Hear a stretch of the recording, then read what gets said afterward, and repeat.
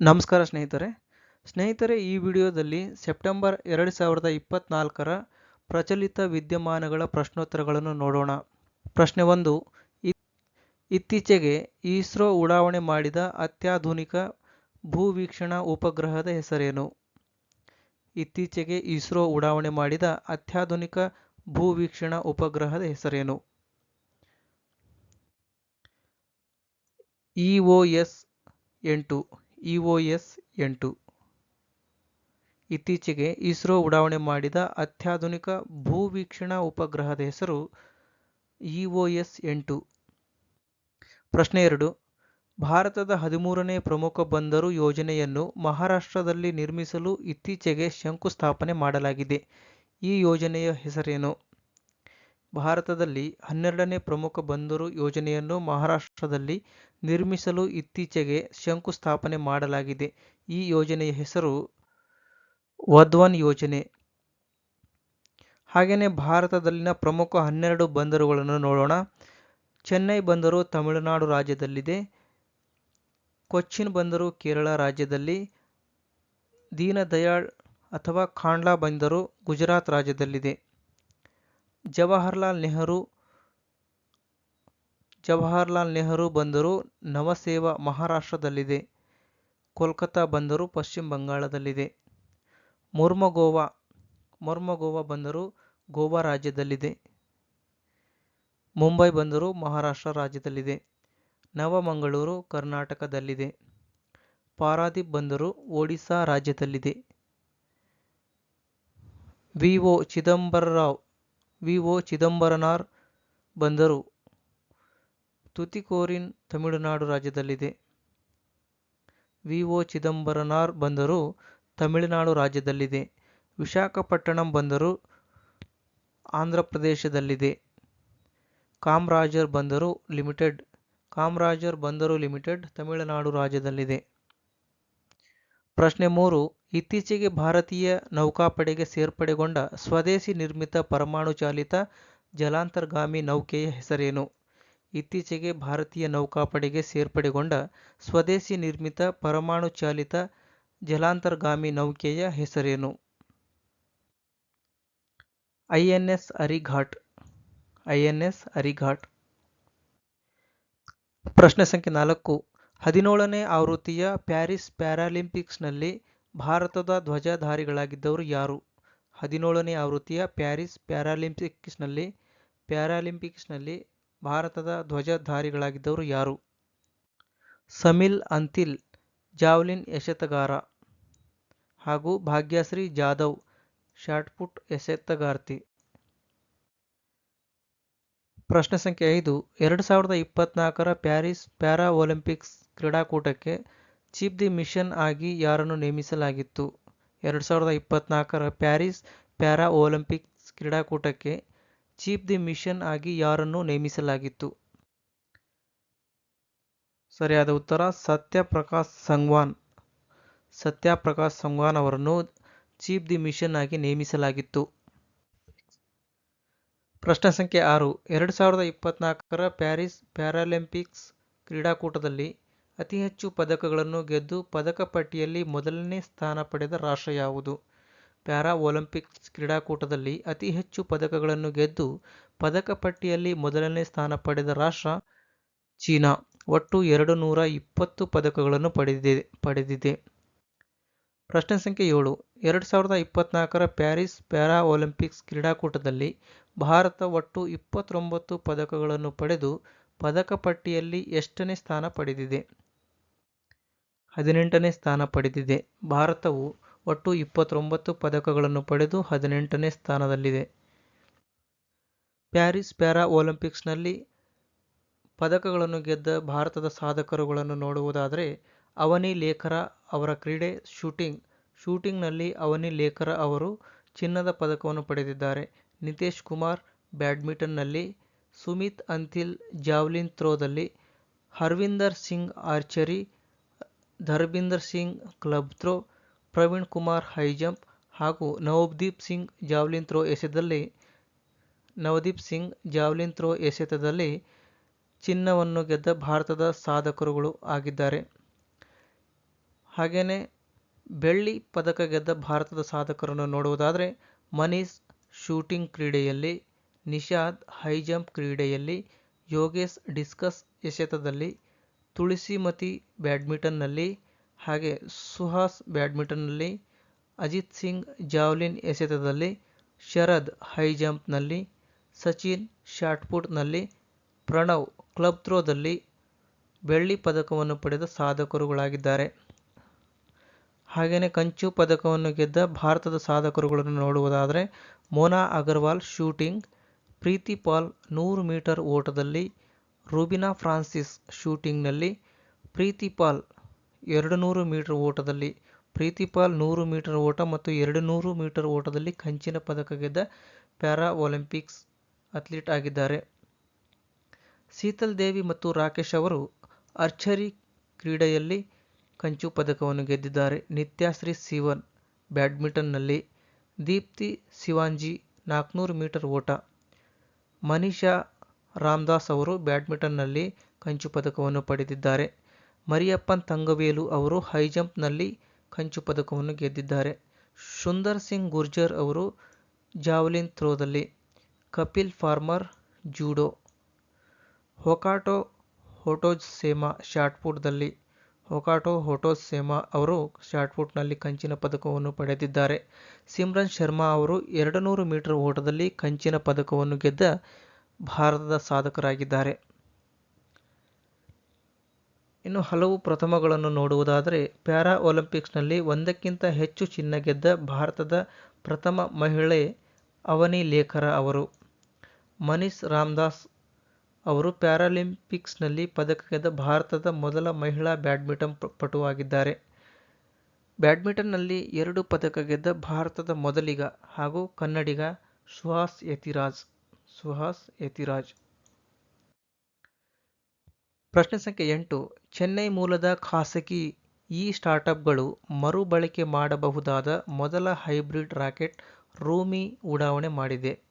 ಚೆನ್ನೈ ಮೂಲದ ಖಾಸಗಿ ಸ್ಟಾರ್ಟ್ಅಪ್ಗಳು ಮರುಬಳಕೆ ಮಾಡಬಹುದಾದ ಮೊದಲ ಹೈಬ್ರಿಡ್ ರಾಕೆಟ್ ರೂಮಿಯನ್ನು ಉಡಾವಣೆ ಮಾಡಿದ್ದಾರೆ. ಆ ಸ್ಟಾರ್ಟ್ಅಪ್ಗಳು ಸ್ಪೇಸ್ ಜೋನ್ ಇಂಡಿಯಾ ಮತ್ತು ಮಾರ್ಟಿನ್ ಗ್ರೂಪ್. ಪ್ರಶ್ನೆ ಸಂಖ್ಯೆ 9. ಕರ್ನಾಟಕದ ಯಾವ ಸಂಸ್ಥೆಯು ಇತ್ತೀಚೆಗೆ ಲೀಡರ್ ಆಫ್ ಟ್ರಾನ್ಸ್ಪೋರ್ಟ್ ಪ್ರಶಸ್ತಿಯನ್ನು ಪಡೆದಿದೆ? ಕರ್ನಾಟಕದ ಯಾವ ಸಂಸ್ಥೆಯು ಇತ್ತೀಚೆಗೆ ಲೀಡರ್ ಆಫ್ ಟ್ರಾನ್ಸ್ಪೋರ್ಟ್ ಪ್ರಶಸ್ತಿಯನ್ನು ಪಡೆದಿದೆ?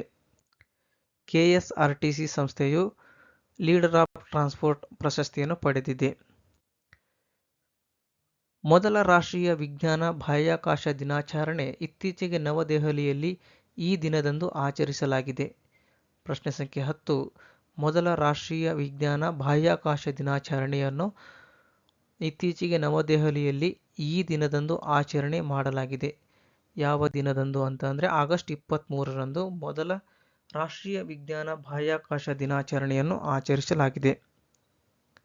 ಪ್ರಶ್ನೆ ಸಂಖ್ಯೆ 11. ಪುತ್ತೂರಿನಲ್ಲಿರುವ ರಾಷ್ಟ್ರೀಯ ಗೇರು ಬೀಜ ಸಂಶೋಧನಾ ಕೇಂದ್ರದಿಂದ ಇತ್ತೀಚೆಗೆ ಈ ಕೆಳಗಿನ 2 ಗೇರು ತಳಿಗಳನ್ನು ಅನಾವರಣ ಮಾಡಲಾಗಿದೆ. ಅವುಗಳು ನೇತ್ರ ಜಂಬೋ 1 ಮತ್ತು ನೇತ್ರ ಗಂಗಾ ಎಂಬ ಗೇರು ತಳಿಗಳನ್ನು ಅನಾವರಣ ಮಾಡಲಾಗಿದೆ. ನೇತ್ರ ಜಂಬೋ 1 ಹಾಗೂ ನೇತ್ರ ಗಂಗಾ. ಪ್ರಶ್ನೆ ಸಂಖ್ಯೆ 12. ವಿಶ್ವಮಟ್ಟದ ಸಂಶೋಧನೆಗೆ ಒತ್ತು ನೀಡಲು ಬೆಂಗಳೂರಿನಲ್ಲಿ ಅನುಷ್ಠಾನಗೊಳಿಸಲಾದ ಯೋಜನೆ ಯಾವುದು? ವಿಶ್ವಮಟ್ಟದ ಸಂಶೋಧನೆಗೆ ಒತ್ತು ನೀಡಲು ಬೆಂಗಳೂರಿನಲ್ಲಿ ಅನುಷ್ಠಾನಗೊಳಿಸಲಾದ ಯೋಜನೆಯ ಹೆಸರು ಕೆವಿನ್ ಸಿಟಿ ಯೋಜನೆ. ಪ್ರಶ್ನೆ ಸಂಖ್ಯೆ 13. ಇತ್ತೀಚೆಗೆ ಮಾನವ ಮತ್ತು ಆನೆ ಸಂಘರ್ಷ ಕುರಿತ ಅಂತಾರಾಷ್ಟ್ರೀಯ ಸಮ್ಮೇಳನವು ಈ ನಗರದಲ್ಲಿ ನಡೆಯಿತು. ಮಾನವ ಮತ್ತು ಆನೆ ಸಂಘರ್ಷ ಕುರಿತ ಅಂತಾರಾಷ್ಟ್ರೀಯ ಸಮ್ಮೇಳನ ನಡೆದದ್ದು ಬೆಂಗಳೂರಿನಲ್ಲಿ. ಪ್ರಾಜೆಕ್ಟ್ ಎಲಿಫೆಂಟಾ ಯೋಜನೆ ಜಾರಿಗೆ ಬಂದದ್ದು ಭಾರತದಲ್ಲಿ 1992ರಲ್ಲಿ. ಪ್ರಾಜೆಕ್ಟ್ ಎಲಿಫೆಂಟಾ ಯೋಜನೆ 1992ರಲ್ಲಿ ಜಾರಿಗೆ ಬಂದಿದೆ. ಪ್ರಶ್ನೆ ಸಂಖ್ಯೆ 14. ಇತ್ತೀಚೆಗೆ ಭಾರತದ ರಾಷ್ಟ್ರಪತಿ ದ್ರೌಪದಿ ಮುರ್ಮು ಅವರು ತಿಮೋರ್ ಲೆಸ್ಟೆ ದೇಶಕ್ಕೆ ಭೇಟಿ ನೀಡಿದರು. ಈ ದೇಶದ ರಾಜಧಾನಿ ಹೆಸರೇನು? ತಿಮೋರ್ ಲೆಸ್ಟೆ ದೇಶದ ರಾಜಧಾನಿ ಡಿಲಿ. ಪ್ರಶ್ನೆ ಸಂಖ್ಯೆ 15. ಇತ್ತೀಚೆಗೆ ಜರ್ಮನಿಯಲ್ಲಿ ನಡೆದ 25ನೇ ಅಂತಾರಾಷ್ಟ್ರೀಯ ಏಡ್ಸ್ ಸಮಾವೇಶದಲ್ಲಿ ಏಡ್ಸ್ಗೆ ಸಂಬಂಧಿಸಿದ ವರದಿಯನ್ನು ಈ ಶೀರ್ಷಿಕೆಯಡಿ ಬಿಡುಗಡೆ ಮಾಡಿದೆ. ಇತ್ತೀಚೆಗೆ ಜರ್ಮನಿಯಲ್ಲಿ ನಡೆದ 25ನೇ ಅಂತಾರಾಷ್ಟ್ರೀಯ ಏಡ್ಸ್ ಸಮಾವೇಶದಲ್ಲಿ ಏಡ್ಸ್ಗೆ ಸಂಬಂಧಿಸಿದ ವರದಿಯನ್ನು ಈ ಶೀರ್ಷಿಕೆಯಡಿಯಲ್ಲಿ ಬಿಡುಗಡೆ ಮಾಡಿದೆ. The urgency of now AIDS at a cross road. The urgency of now AIDS at a cross road.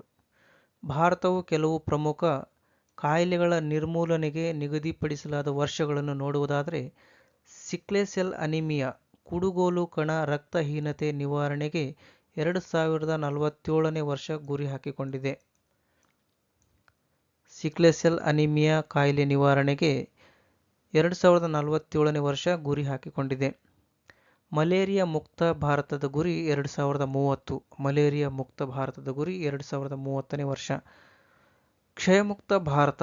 ಕ್ಷಯಮುಕ್ತ Bharat 2025. 70ನೇ ರಾಷ್ಟ್ರೀಯ ಚಲನಚಿತ್ರ ಪ್ರಶಸ್ತಿ 2022ರಲ್ಲಿ ಸಪ್ತ ಪ್ರಶಸ್ತಿ ಪಡೆದ ಕನ್ನಡದ ಚಲನಚಿತ್ರ ಯಾವುದು? ಉತ್ತರ ಕಾಂತಾರ. 70ನೇ ರಾಷ್ಟ್ರೀಯ ಚಲನಚಿತ್ರ ಪ್ರಶಸ್ತಿ 2022ರಲ್ಲಿ ಸಪ್ತ ಪ್ರಶಸ್ತಿಯನ್ನು ಪಡೆದ ಕನ್ನಡದ ಚಲನಚಿತ್ರ ಕಾಂತಾರ. ಪ್ರಶ್ನೆ ಸಂಖ್ಯೆ 18. ಭಾರತದಲ್ಲಿ ಮಹಿಳೆಯರು ಮತ್ತು ಪುರುಷರು 2023ರ ವರದಿಯನ್ನು ಬಿಡುಗಡೆ ಮಾಡಲಾಯಿತು. ಈ ವರದಿಯನ್ನು ಬಿಡುಗಡೆ ಮಾಡುವ ಸಚಿವಾಲಯ ಯಾವುದು? ಮಹಿಳೆಯರು ಮತ್ತು ಪುರುಷರು 2023ರ ವರದಿಯನ್ನು ಬಿಡುಗಡೆ ಮಾಡಿದ ಸಚಿವಾಲಯ ಸಾಂಖ್ಯಿಕ ಮತ್ತು ಯೋಜನಾ ಅನುಷ್ಠಾನ ಸಚಿವಾಲಯ. ಮಹಿಳೆಯರು ಮತ್ತು ಪುರುಷರು 2023ರ ವರದಿಯನ್ನು ಬಿಡುಗಡೆ ಮಾಡಿದ ಸಚಿವಾಲಯ ಸಾಂಖ್ಯಿಕ ಮತ್ತು ಯೋಜನಾ ಅನುಷ್ಠಾನ ಸಚಿವಾಲಯ. ಪ್ರಶ್ನೆ ಸಂಖ್ಯೆ 19. ಕ್ಷೀರೋದ್ಯಮದಲ್ಲಿ ಕ್ರಾಂತಿಯನ್ನೇ ಸಾಧಿಸಿದ ಈ ಸಹಕಾರಿ ಸಂಸ್ಥೆ ಜಗತ್ತಿನ ಬಲಿಷ್ಠ ಫುಡ್ ಮತ್ತು ಡೇರಿ ಬ್ರ್ಯಾಂಡ್ನ 1ನೇ ಸ್ಥಾನವನ್ನು ಪಡೆದಿದೆ. ಕ್ಷೀರೋದ್ಯಮದಲ್ಲಿ ಕ್ರಾಂತಿಯನ್ನೇ ಸಾಧಿಸಿದ ಈ ಸಹಕಾರಿ ಸಂಸ್ಥೆಯು ಜಗತ್ತಿನ ಬಲಿಷ್ಠ ಫುಡ್ ಮತ್ತು ಡೇರಿ ಬ್ರ್ಯಾಂಡ್ನ 1ನೇ ಸ್ಥಾನವನ್ನು ಪಡೆದಿದೆ. ಆ ಸಹಕಾರಿ ಸಂಸ್ಥೆಯ ಹೆಸರು ಅಮೂಲ್ ಸಹಕಾರಿ ಸಂಸ್ಥೆ. ಈ ಸಂಸ್ಥೆಯು 1946ರಲ್ಲಿ ಸ್ಥಾಪನೆಯಾಗಿದೆ. ಈ ಸಂಸ್ಥೆಯ ಮೂಲ ಗುಜರಾತ್ ರಾಜ್ಯ. ಪ್ರಶ್ನೆ ಸಂಖ್ಯೆ 20. ಅಗ್ನಿ ಕ್ಷಿಪಣಿಗಳ ಪಿತಾಮಹ ಎಂದು ಖ್ಯಾತಿ ಪಡೆದ ಅವರು ಇತ್ತೀಚೆಗೆ ನಿಧನರಾದರು. ಅವರ ಹೆಸರೇನು? ಅಗ್ನಿ ಕ್ಷಿಪಣಿಗಳ ಪಿತಾಮಹ ಎಂದು ಖ್ಯಾತಿ ಪಡೆದ ಇವರು ಇತ್ತೀಚೆಗೆ ನಿಧನರಾದರು. ಅವರ ಹೆಸರು ಆರ್.ಎನ್. ಅಗರ್ವಾಲ್. ಆರ್.ಎನ್. ಅಗರ್ವಾಲ್. ಪ್ರಶ್ನೆ ಸಂಖ್ಯೆ 21. ಕೇಂದ್ರ ಆರೋಗ್ಯ ಸಚಿವಾಲಯವು ಇತ್ತೀಚೆಗೆ ಬಹು ಔಷಧ ನಿರೋಧಕ ಕ್ಷಯರೋಗಕ್ಕೆ ಡ್ಯಾಸ್ ಎಂಬ ಪರಿಣಾಮಕಾರಿಯಾದ ಚಿಕಿತ್ಸಾ ವಿಧಾನವನ್ನು ಅನುಮತಿ ನೀಡಿದೆ. ಕೇಂದ್ರ ಆರೋಗ್ಯ ಸಚಿವಾಲಯವು ಇತ್ತೀಚೆಗೆ ಬಹು ಔಷಧ ನಿರೋಧಕ ಕ್ಷಯರೋಗಕ್ಕೆ ಡ್ಯಾಸ್ ಎಂಬ ಪರಿಣಾಮಕಾರಿಯಾದ ಚಿಕಿತ್ಸಾ ವಿಧಾನಕ್ಕೆ ಅನುಮತಿ ನೀಡಿದೆ. ಬಿಫಾಲ್ಮಾ ಎಂಬ ಚಿಕಿತ್ಸಾ ವಿಧಾನ. ಬಿಫಾಲ್ಮಾ ಎಂಬ ಚಿಕಿತ್ಸಾ ವಿಧಾನ. ಪ್ರಶ್ನೆ ಸಂಖ್ಯೆ 22. ಇತ್ತೀಚೆಗೆ ಭಾರತ್ ಬಯೋಟೆಕ್ ಸಂಸ್ಥೆಯು ಕಾಲರ ರೋಗಕ್ಕೆ ಬಿಡುಗಡೆ ಮಾಡಿದ ಲಸಿಕೆ ಹೆಸರೇನು? ಭಾರತ್ ಬಯೋಟೆಕ್ ಸಂಸ್ಥೆಯು ಕಾಲರ ರೋಗಕ್ಕೆ ಬಿಡುಗಡೆ ಮಾಡಿದ ಲಸಿಕೆ ಹೆಸರು ಏನು? ಹಿಲ್ಚೋಯ್ BBA 131. ಹಿಲ್ಚೋಯ್ ಎಂಬ ಲಸಿಕೆಯನ್ನು ಬಿಡುಗಡೆ ಮಾಡಿದೆ. ಹಿಲ್ಚೋಯ್ BBA 131 ಲಸಿಕೆ. ಪ್ರಶ್ನೆ ಸಂಖ್ಯೆ 23. ಇತ್ತೀಚೆಗೆ ಸುದ್ದಿಯಲ್ಲಿದ್ದ ಕನ್ನಯ್ಯ ಆಪರೇಷನ್ ಯಾವುದಕ್ಕೆ ಸಂಬಂಧಿಸಿದೆ? ಕನ್ನಯ್ಯ ಆಪರೇಷನ್ ಯಾವುದಕ್ಕೆ ಸಂಬಂಧಿಸಿದೆ? ತುಂಗಭದ್ರಾ ಜಲಾಶಯದ ಕಳಚಿ ಹೋಗಿದ್ದ 19ನೇ ಗೇಟ್ ಅಳವಡಿಕೆ ಕಾರ್ಯಕ್ಕೆ ಸಂಬಂಧಿಸಿದೆ. ಪ್ರಶ್ನೆ ಸಂಖ್ಯೆ 24. ಇತ್ತೀಚೆಗೆ ಯಾವ ರಾಜ್ಯದಲ್ಲಿ ಹೆಣ್ಣಿನ ವಿವಾಹದ ವಯಸ್ಸನ್ನು 18ರಿಂದ 21ಕ್ಕೆ ಏರಿಸಿದೆ? ಇತ್ತೀಚೆಗೆ ಯಾವ ರಾಜ್ಯದಲ್ಲಿ ಹೆಣ್ಣಿನ ವಿವಾಹದ ವಯಸ್ಸನ್ನು 18ರಿಂದ 21 ವರ್ಷಕ್ಕೆ ಏರಿಸಿದೆ? ಹಿಮಾಚಲ ಪ್ರದೇಶದಲ್ಲಿ. ಹಿಮಾಚಲ ಪ್ರದೇಶ ರಾಜ್ಯದಲ್ಲಿ. ಪ್ರಶ್ನೆ ಸಂಖ್ಯೆ 25. 2024ರ US ಓಪನ್ ಪುರುಷರ ಸಿಂಗಲ್ಸ್ ಚಾಂಪಿಯನ್ಶಿಪ್ ಪಡೆದವರು ಯಾರು? 2024ರ US ಓಪನ್ ಪುರುಷರ ಸಿಂಗಲ್ಸ್ ಚಾಂಪಿಯನ್ ಪಡೆದವರು ಯಾರು? 2024ರ US ಓಪನ್ಸ್ ಪುರುಷರ ಸಿಂಗಲ್ಸ್ ಚಾಂಪಿಯನ್ ಪಡೆದವರು ಜೆನ್ನಿಕ್ ಸಿನ್ನರ್. ಇವರು ಇಟಲಿ ದೇಶದವರು. ಹಾಗೆಯೇ 2024ರ US ಓಪನ್ಸ್ ಮಹಿಳೆಯರ ಸಿಂಗಲ್ಸ್ ಚಾಂಪಿಯನ್ಶಿಪ್ ಪಡೆದವರು ಅರೈನಾ ಸಬಲೆಂಕಾ. ಇವರು ಬೆಲಾರಸ್ ದೇಶದವರು. ಇತ್ತೀಚೆಗೆ ರೈಲ್ವೆ ಮಂಡಳಿಯ ಅಧ್ಯಕ್ಷರಾಗಿ ಯಾರು ನೇಮಕವಾಗಿದ್ದಾರೆ? ಇತ್ತೀಚೆಗೆ ರೈಲ್ವೆ ಮಂಡಳಿಯ ಅಧ್ಯಕ್ಷರಾಗಿ ಯಾರು ನೇಮಕವಾಗಿದ್ದಾರೆ? ಉತ್ತರ Satish Kumar.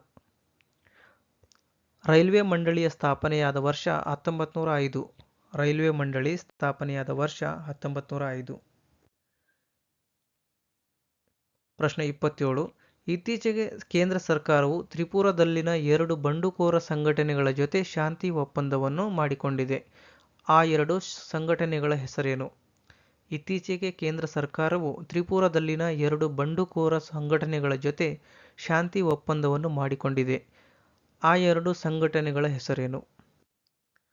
National liberation front of Tripura, ಹಾಗೆಯೇ all Tripura tigers force. All Tripura tigers force. ಪ್ರಶ್ನೆ ಸಂಖ್ಯೆ 28. ಇತ್ತೀಚೆಗೆ ಉತ್ತರ ಪ್ರದೇಶದಲ್ಲಿ ನಡೆದ 3 ಸೇನಾಪಡೆಗಳ ಜಂಟಿ ಸಮ್ಮೇಳನದ ಧ್ಯೇಯವಾಕ್ಯ ಏನಾಗಿತ್ತು? ಇತ್ತೀಚೆಗೆ ಉತ್ತರ ಪ್ರದೇಶದಲ್ಲಿ ನಡೆದ 3 ಸೇನಾಪಡೆಗಳ ಜಂಟಿ ಸಮ್ಮೇಳನದ ಧ್ಯೇಯವಾಕ್ಯ ಏನಾಗಿತ್ತು?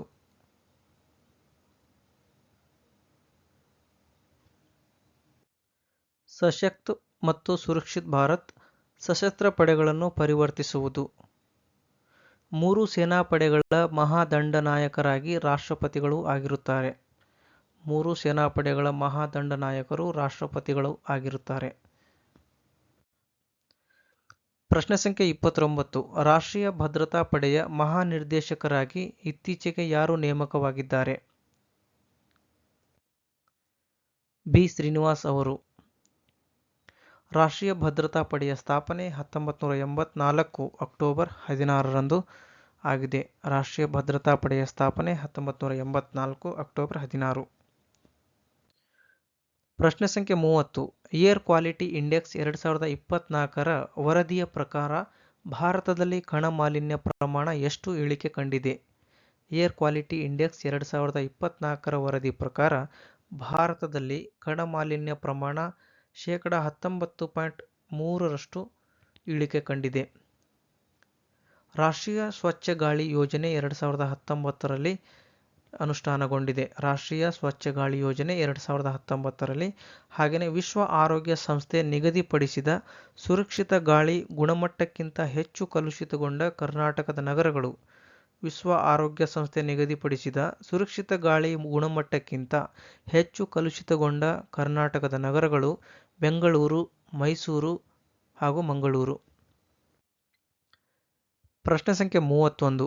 2024-25ರ ಹಣಕಾಸು ವರ್ಷದಲ್ಲಿ ಭಾರತದ ಜಿಡಿಪಿಯು ಶೇಕಡ ಎಷ್ಟು ಪ್ರಗತಿ ಕಾಣಲಿದೆ ಎಂದು ವಿಶ್ವ ಬ್ಯಾಂಕ್ ಅಂದಾಜಿಸಿದೆ? 2024-25ರ ಹಣಕಾಸು ವರ್ಷದಲ್ಲಿ ಭಾರತದ ಜಿಡಿಪಿಯು ಶೇಕಡ ಎಷ್ಟು ಪ್ರಗತಿ ಕಾಣಲಿದೆ ಎಂದು ವಿಶ್ವ ಬ್ಯಾಂಕ್ ಅಂದಾಜಿಸಿದೆ? ಶೇಕಡ 7ರಷ್ಟು ಪ್ರಗತಿ ಕಾಣಲಿದೆ ಎಂದು ಅಂದಾಜಿಸಿದೆ. ಪ್ರಶ್ನೆ ಸಂಖ್ಯೆ 32. ಕರ್ನಾಟಕ ರಾಜ್ಯ ಸರ್ಕಾರವು ಇತ್ತೀಚೆಗೆ ಯಾವ ಕಾಯಿಲೆಯನ್ನು ಸಾಂಕ್ರಾಮಿಕ ಕಾಯಿಲೆ ಎಂದು ಘೋಷಿಸಿದೆ? ಡೆಂಗ್ಯೂ ಜ್ವರವನ್ನು. ಪ್ರಶ್ನೆ 33. 2024ನೇ ಸಾಲಿನ ಪ್ರತಿಷ್ಠಿತ ಮಿಲೇನಿಯಂ ಟೆಕ್ನಾಲಜಿ ಪ್ರಶಸ್ತಿಯನ್ನು ಪಡೆದ ಕನ್ನಡಿಗ ವಿಜ್ಞಾನಿ ಯಾರು? 2024ರ ಪ್ರತಿಷ್ಠಿತ ಮಿಲೇನಿಯಂ ಟೆಕ್ನಾಲಜಿ ಪ್ರಶಸ್ತಿಯನ್ನು ಪಡೆದವರು ಜಯಂತ್ ಬಾಳಿಗ. ಪ್ರಶ್ನೆ ಸಂಖ್ಯೆ 34. 2024ನೇ ಸಾಲಿನ ಡಿ. ದೇವರಾಜ ಅರಸು ಪ್ರಶಸ್ತಿ ಪುರಸ್ಕೃತರು ಯಾರು? ಡಿ. ದೇವರಾಜ ಅರಸು ಪ್ರಶಸ್ತಿ ಪುರಸ್ಕೃತರು ಎಸ್. ಕೆ. ಕಾಂತ. ಹಾಗೆಯೇ 2022ನೇ ಸಾಲಿನ ಡಿ. ದೇವರಾಜ ಅರಸು ಪ್ರಶಸ್ತಿ ಪಡೆದವರು ಡಾ. ಎಂ. ಅನ್ನಯ್ಯ ಕುಲಾಲ್ ಉಳ್ತೂರು. 23ನೇ ಸಾಲಿನ ಡಿ. ದೇವರಾಜ ಅರಸು ಪ್ರಶಸ್ತಿ ಪಡೆದವರು ಕಾಗೋಡು ತಿಮ್ಮಪ್ಪ. ಪ್ರಶ್ನೆ ಸಂಖ್ಯೆ 35. ಇತ್ತೀಚೆಗೆ ಯಾರು ಐಸಿಸಿಯ ಅಧ್ಯಕ್ಷರಾಗಿ ಆಯ್ಕೆಯಾಗಿದ್ದಾರೆ? ಐಸಿಸಿಯ ಅಧ್ಯಕ್ಷರಾಗಿ ಆಯ್ಕೆಯಾದವರು ಜೈ ಶಾ. ಪ್ರಶ್ನೆ 36. ನಾಸಾದ ಸಹಯೋಗದಲ್ಲಿ ಭಾರತ ಕೈಗೊಳ್ಳಲು ಉದ್ದೇಶಿಸಿರುವ ಅಂತಾರಾಷ್ಟ್ರೀಯ ಬಾಹ್ಯಾಕಾಶ ಯಾತ್ರೆಗೆ ತೆರಳಲು ಆಯ್ಕೆಯಾದ ಇಬ್ಬರು ಭಾರತೀಯ ಗಗನಯಾತ್ರಿಗಳು ಯಾರು? ನಾಸಾದ ಸಹಯೋಗದಲ್ಲಿ ಭಾರತ ಕೈಗೊಳ್ಳಲು ಉದ್ದೇಶಿಸಿರುವ ಅಂತಾರಾಷ್ಟ್ರೀಯ ಬಾಹ್ಯಾಕಾಶ ಯಾತ್ರೆಗೆ ತೆರಳಲು ಆಯ್ಕೆಯಾದ ಇಬ್ಬರು ಭಾರತೀಯ ಗಗನಯಾತ್ರಿಗಳು ಆಕ್ಸಿಯೋಮ್ ಮತ್ತು ಕ್ಯಾಪ್ಟನ್ ಶುಭಾಂಶು. ಆಕ್ಸಿಯೋಮ್ ಮತ್ತು ಕ್ಯಾಪ್ಟನ್ ಶುಭಾಂಶು. ಪ್ರಶ್ನೆ ಸಂಖ್ಯೆ 37. ಜನವರಿಯಿಂದ ಜೂನ್ ಅವಧಿಯಲ್ಲಿ ಯಾವ ರಾಷ್ಟ್ರವು ಭಾರತದ ಅಗ್ರ ವ್ಯಾಪಾರ ಪಾಲುದಾರ ರಾಷ್ಟ್ರವಾಗಿ ಹೊರಹೊಮ್ಮಿದೆ? ಜನವರಿಯಿಂದ ಜೂನ್ 24ರ ಅವಧಿಯಲ್ಲಿ ಯಾವ ರಾಷ್ಟ್ರವು ಭಾರತದ ಅಗ್ರ ವ್ಯಾಪಾರ ಪಾಲುದಾರ ರಾಷ್ಟ್ರವಾಗಿ ಹೊರಹೊಮ್ಮಿದೆ? ಅಮೆರಿಕ ರಾಷ್ಟ್ರ. ಪ್ರಶ್ನೆ ಸಂಖ್ಯೆ 38. ಯಾವ ಕಾಯಿಲೆಯನ್ನು ತಡೆಗಟ್ಟುವ ಉದ್ದೇಶದಿಂದ ಇತ್ತೀಚೆಗೆ ವಿಶ್ವ ಆರೋಗ್ಯ ಸಂಸ್ಥೆ ತುರ್ತು ಸಭೆಯನ್ನು ನಡೆಸಿದೆ? ಯಾವ ಕಾಯಿಲೆಯನ್ನು ತಡೆಗಟ್ಟುವ ಉದ್ದೇಶದಿಂದ ಇತ್ತೀಚೆಗೆ ವಿಶ್ವ ಆರೋಗ್ಯ ಸಂಸ್ಥೆ ತುರ್ತು ಸಭೆಯನ್ನು ನಡೆಸಿದೆ? ಎಂಪಾಕ್ಸ್ ಕಾಯಿಲೆ. ಎಂಪಾಕ್ಸ್ ಕಾಯಿಲೆಯು 116 ರಾಷ್ಟ್ರದಲ್ಲಿ ಜಾಗತಿಕವಾಗಿ ವ್ಯಾಪಿಸಿದೆ. ಪ್ರಶ್ನೆ 39. ಯಾವ ದೇಶದಲ್ಲಿ ಇತ್ತೀಚೆಗೆ ವಿಶ್ವದ 2ನೇ ಅತಿದೊಡ್ಡ ವಜ್ರ ಪತ್ತೆಯಾಗಿದೆ? ಯಾವ ದೇಶದಲ್ಲಿ ಇತ್ತೀಚೆಗೆ ವಿಶ್ವದ 2ನೇ ಅತಿದೊಡ್ಡ ವಜ್ರ ಪತ್ತೆಯಾಗಿದೆ? ಬೋಟ್ಸ್ವಾನಾ ದೇಶದಲ್ಲಿ. ಆಫ್ರಿಕಾ ಖಂಡದ ಬೋಟ್ಸ್ವಾನಾ ದೇಶದಲ್ಲಿ ವಿಶ್ವದ 2ನೇ ಅತಿದೊಡ್ಡ ವಜ್ರ ಪತ್ತೆಯಾಗಿದೆ. ಪ್ರಶ್ನೆ ಸಂಖ್ಯೆ 40. ಯಾವ ರಾಷ್ಟ್ರದೊಂದಿಗೆ ಭಾರತವು ತಂತ್ರಜ್ಞಾನ ಭದ್ರತಾ ಉಪಕ್ರಮಕ್ಕೆ ಇತ್ತೀಚೆಗೆ ಚಾಲನೆ ನೀಡಿದೆ? ಯಾವ ರಾಷ್ಟ್ರದೊಂದಿಗೆ ಭಾರತವು ತಂತ್ರಜ್ಞಾನ ಭದ್ರತಾ ಉಪಕ್ರಮಕ್ಕೆ ಚಾಲನೆ ನೀಡಿದೆ? United Kingdom. ಇಂಗ್ಲೆಂಡ್ ದೇಶದೊಂದಿಗೆ. ಪ್ರಶ್ನೆ ಸಂಖ್ಯೆ 41. ಶಾಂಘೈ ಸಹಕಾರ ಶೃಂಗ 2024 ಯಾವ ರಾಷ್ಟ್ರದಲ್ಲಿ ಜರುಗಲಿದೆ? ಶಾಂಘೈ ಸಹಕಾರ ಶೃಂಗ 2024 ಯಾವ ರಾಷ್ಟ್ರದಲ್ಲಿ ಜರುಗಲಿದೆ? ಪಾಕಿಸ್ತಾನದ ಇಸ್ಲಾಮಾಬಾದ್ನಲ್ಲಿ. ಪಾಕಿಸ್ತಾನ ದೇಶದ ಇಸ್ಲಾಮಾಬಾದ್ನಲ್ಲಿ. ಪ್ರಶ್ನೆ ಸಂಖ್ಯೆ 42. ಇತ್ತೀಚೆಗೆ ಅಮೆರಿಕದ ಟೆಕ್ಸಾಸ್ನಲ್ಲಿ 90 ಅಡಿ ಎತ್ತರದ ಹನುಮನ ಕಂಚಿನ ಮೂರ್ತಿಯನ್ನು ಅನಾವರಣಗೊಳಿಸಲಾಗಿದ್ದು, ಈ ಪ್ರತಿಮೆಗೆ ಡ್ಯಾಶ್ ಎಂದು ಹೆಸರಿಡಲಾಗಿದೆ? ಈ ಪ್ರತಿಮೆಗೆ ಡ್ಯಾಶ್ ಎಂದು ಹೆಸರಿಡಲಾಗಿದೆ? ಯೂನಿಯನ್ ಪ್ರತಿಮೆ, ಸ್ಟ್ಯಾಚ್ಯೂ ಆಫ್ ಯೂನಿಯನ್ ಎಂದು ಹೆಸರಿಡಲಾಗಿದೆ. ಪ್ರಶ್ನೆ ಸಂಖ್ಯೆ 43. ಇತ್ತೀಚೆಗೆ ಕೀನ್ಯಾ ದೇಶದ ಪುರುಷರ ಕ್ರಿಕೆಟ್ ತಂಡದ ಮುಖ್ಯ ಕೋಚ್ ಆಗಿ ನೇಮಕ ಆದ ಕನ್ನಡಿಗನ ಹೆಸರೇನು? ಇತ್ತೀಚೆಗೆ ಕೀನ್ಯಾ ದೇಶದ ಪುರುಷರ ಕ್ರಿಕೆಟ್ ತಂಡದ ಮುಖ್ಯ ಕೋಚ್ ಆಗಿ ನೇಮಕ ಆದ ಕನ್ನಡಿಗನ ಹೆಸರು ದೊಡ್ಡ ಗಣೇಶ್. ಪ್ರಶ್ನೆ ಸಂಖ್ಯೆ 44. ಮಹಿಳೆಯರ ಕೆಲಸದ ಸ್ಥಳದ ಸುರಕ್ಷತೆಗಾಗಿ ಕೇಂದ್ರ ಮಹಿಳಾ ಮತ್ತು ಮಕ್ಕಳ ಕಲ್ಯಾಣ ಅಭಿವೃದ್ಧಿ ಸಚಿವಾಲಯವು ಯಾವ ಪೋರ್ಟಲ್ ಅನ್ನು ಬಿಡುಗಡೆಗೊಳಿಸಿದೆ? ಮಹಿಳೆಯರ ಕೆಲಸದ ಸ್ಥಳದ ಸುರಕ್ಷತೆಗಾಗಿ ಕೇಂದ್ರ ಮಹಿಳಾ ಮತ್ತು ಮಕ್ಕಳ ಕಲ್ಯಾಣ ಅಭಿವೃದ್ಧಿ ಸಚಿವಾಲಯವು ಬಿಡುಗಡೆಗೊಳಿಸಿದ ಪೋರ್ಟಲ್ ಹೆಸರು ಸಿ-ಬಾಕ್ಸ್ ಪೋರ್ಟಲ್. ಪ್ರಶ್ನೆ ಸಂಖ್ಯೆ 45. ಭಾರತದ ಈ ಗ್ರಾಮವು ಏಷ್ಯಾದಲ್ಲಿಯೇ ಅತಿ ಸಿರಿವಂತರ ಗ್ರಾಮ ಎಂದು ಹೆಗ್ಗಳಿಕೆಗೆ ಪಾತ್ರವಾಗಿದೆ. ಭಾರತದ ಈ ಗ್ರಾಮವು ಏಷ್ಯಾದಲ್ಲಿಯೇ ಅತಿ ಸಿರಿವಂತರ ಗ್ರಾಮ ಎಂಬ ಹೇಳಿಕೆಗೆ ಪಾತ್ರವಾಗಿದೆ. ಗುಜರಾತ್ ರಾಜ್ಯದ ಮಾದಾಪುರ ಗ್ರಾಮ. ಪ್ರಶ್ನೆ ಸಂಖ್ಯೆ 46. ಯಾವ ರಾಜ್ಯದಲ್ಲಿ ದೇಶದ ಮೊದಲ ಬ್ರೈಲ್ ವಿಶ್ವವಿದ್ಯಾಲಯ ಸ್ಥಾಪನೆಯಾಗಲಿದೆ? ಯಾವ ರಾಜ್ಯದಲ್ಲಿ ದೇಶದ ಮೊದಲ ಬ್ರೈಲ್ ವಿಶ್ವವಿದ್ಯಾಲಯ ಸ್ಥಾಪನೆಯಾಗಲಿದೆ? ಒಡಿಶಾ ರಾಜ್ಯದಲ್ಲಿ. ಪ್ರಶ್ನೆ ಸಂಖ್ಯೆ 47. ಯಾವ ಪ್ರದೇಶದಲ್ಲಿ ಜಗತ್ತಿನ ಅತಿ ದೊಡ್ಡ ನೈಸರ್ಗಿಕ ಅನಿಲ ನಿಕ್ಷೇಪ ಪತ್ತೆ ಮಾಡಲಾಗಿದೆ ಎಂದು ಇತ್ತೀಚೆಗೆ ಚೀನಾ ಹೇಳಿದೆ? ಯಾವ ಪ್ರದೇಶದಲ್ಲಿ ಜಗತ್ತಿನ ಅತಿದೊಡ್ಡ ನೈಸರ್ಗಿಕ ಅನಿಲ ನಿಕ್ಷೇಪ ಪತ್ತೆ ಮಾಡಲಾಗಿದೆ ಎಂದು ಇತ್ತೀಚೆಗೆ ಚೀನಾ ಹೇಳಿದೆ? ದಕ್ಷಿಣ ಚೀನಾ ಸಮುದ್ರ ಪ್ರದೇಶದಲ್ಲಿ. ಪ್ರಶ್ನೆ ಸಂಖ್ಯೆ 48. 2024-25ರ ರಾಜ್ಯ ಬಜೆಟ್ನಲ್ಲಿ ಘೋಷಿಸಲಾದ ನಾವು ಮನುಜರು ಎಂಬ ಕಾರ್ಯಕ್ರಮವು ಯಾವ ಇಲಾಖೆಯ ವ್ಯಾಪ್ತಿಯಲ್ಲಿ ಬರುತ್ತದೆ? 2024-25ರ ರಾಜ್ಯ ಬಜೆಟ್ನಲ್ಲಿ ಘೋಷಿಸಲಾದ ನಾವು ಮನುಜರು ಎಂಬ ಕಾರ್ಯಕ್ರಮವು ಯಾವ ಇಲಾಖೆಯ ವ್ಯಾಪ್ತಿಯಲ್ಲಿ ಬರುತ್ತದೆ ಎಂದರೆ ಶಿಕ್ಷಣ ಮತ್ತು ಸಾಕ್ಷರತಾ ಇಲಾಖೆ.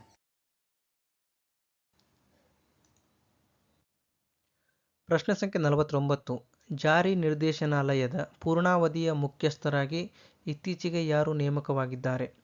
ಜಾರಿ ನಿರ್ದೇಶನಾಲಯದ ಪೂರ್ಣಾವಧಿಯ ಮುಖ್ಯಸ್ಥರಾಗಿ ಇತ್ತೀಚೆಗೆ ಯಾರು ನೇಮಕವಾಗಿದ್ದಾರೆ? ರಾಹುಲ್ ನವೀನ್ ಎಂಬುವರು ಜಾರಿ ನಿರ್ದೇಶನಾಲಯದ ಪೂರ್ಣಾವಧಿಯ ಮುಖ್ಯಸ್ಥರಾಗಿ ನೇಮಕವಾಗಿದ್ದಾರೆ. ಜಾರಿ ನಿರ್ದೇಶನಾಲಯದ ಸ್ಥಾಪನೆ 1956 ಮೇ 1. ಪ್ರಶ್ನೆ ಸಂಖ್ಯೆ 50. ಕೇಂದ್ರ ಸರ್ಕಾರ ಇತ್ತೀಚೆಗೆ ಯಾರನ್ನು ವಿಶ್ವಸಂಸ್ಥೆಯಲ್ಲಿ ಭಾರತದ ರಾಯಭಾರಿ ಹಾಗೂ ಖಾಯಂ ಪ್ರತಿನಿಧಿಯನ್ನಾಗಿ ನೇಮಕ ಮಾಡಿದೆ? ಪರ್ವತನೇಮಿ ಹರೀಶ್ ಅವರನ್ನು ವಿಶ್ವಸಂಸ್ಥೆಯಲ್ಲಿ ಭಾರತದ ರಾಯಭಾರಿ ಹಾಗೂ ಖಾಯಂ ಪ್ರತಿನಿಧಿಯನ್ನಾಗಿ ಕೇಂದ್ರ ಸರ್ಕಾರ ಇತ್ತೀಚೆಗೆ ನೇಮಕ ಮಾಡಿದೆ. ಪ್ರಶ್ನೆ ಸಂಖ್ಯೆ 51. ಇತ್ತೀಚೆಗೆ ಕೇಂದ್ರ ಸರ್ಕಾರಿ ನೌಕರರಿಗೆ ನೂತನ ಏಕೀಕೃತ ಪಿಂಚಣಿ ಯೋಜನೆಯನ್ನು ಕೇಂದ್ರ ಸರ್ಕಾರ ಘೋಷಣೆ ಮಾಡಿದೆ. ಹಾಗಾದರೆ ಯುಪಿಎಸ್ನ ವಿಸ್ತೃತ ರೂಪವೇನು? Unified pension scheme.